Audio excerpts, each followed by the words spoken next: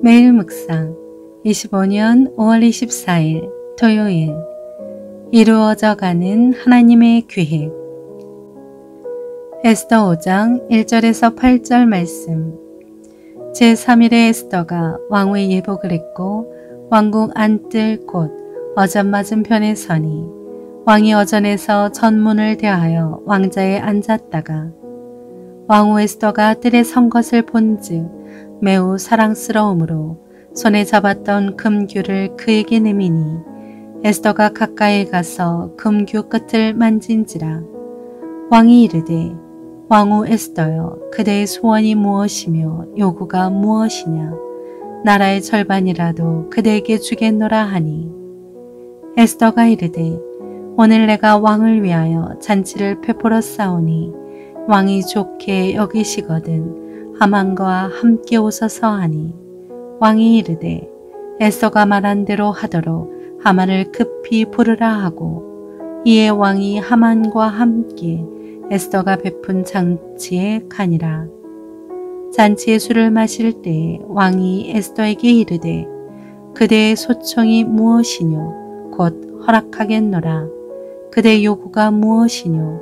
나라의 절반이라 할지라도 시행하겠노라 하니 에스더가 대답하여 이르되 나의 소청, 나의 요구가 이러하니이다. 내가 만일 왕의 목전에서 은혜를 입었고 왕이 내 소청을 허락하시며 내 요구를 시행하시기를 좋게 여기시면 내가 왕과 하만을 위하여 베푸는 잔치에 또 오소서. 내일은 왕의 말씀대로 하리이다 하니라. 아멘. 묵상 길잡이. 선한 뜻과 계획을 완전하게 이루시는 하나님의 은혜를 간절히 의지하며 위기 상황에도 담대히 행동하게 합니다. 에스더 5장 7절의 소청 요구는 관용적으로 함께 사용하는 유의어입니다. 소청에 해당하는 히브리어 슈엘라보다 요구에 해당하는 바카샤가 좀 더 강한 탄원의 의미입니다. 그리스도인은 자기의 뜻과 계획을 이루기 위해 살지 않습니다. 자신을 향한 하나님의 뜻과 계획을 깨닫고 그것을 이루기 위해 살아갑니다. 우리가 그 삶을 살아가기 위해 꼭 필요한 것들은 무엇일까요? 첫째, 하나님께 맡기는 담대함.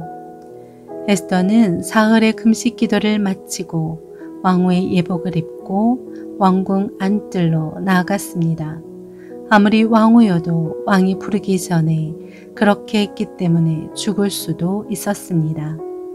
에스더가 죽음을 각오할 정도로 담대할 수 있었던 것은 전능하신 하나님을 전적으로 의지하며 선한 결과를 확신했기 때문입니다. 둘째, 은혜 가운데 발견되는 기회. 왕은 왕자에 앉아 있다가 호련히 나타난 에스더를 발견했습니다.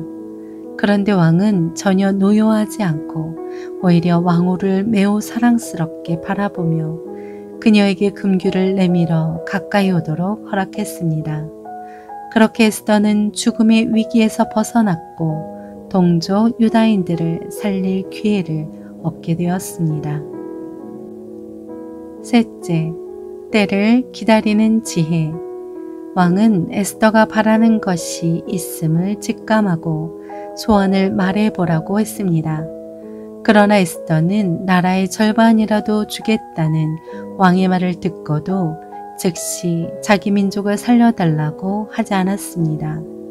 오히려 잔치를 열어 왕에게 하만과 같이 오라고 요청하고 하나님의 때를 기다리는 선택을 했습니다. 세상 사람들과 권세자들을 두려워하지 마십시오. 그들도 결국 우리를 위해 하나님이 사용하시는 도구에 불과합니다.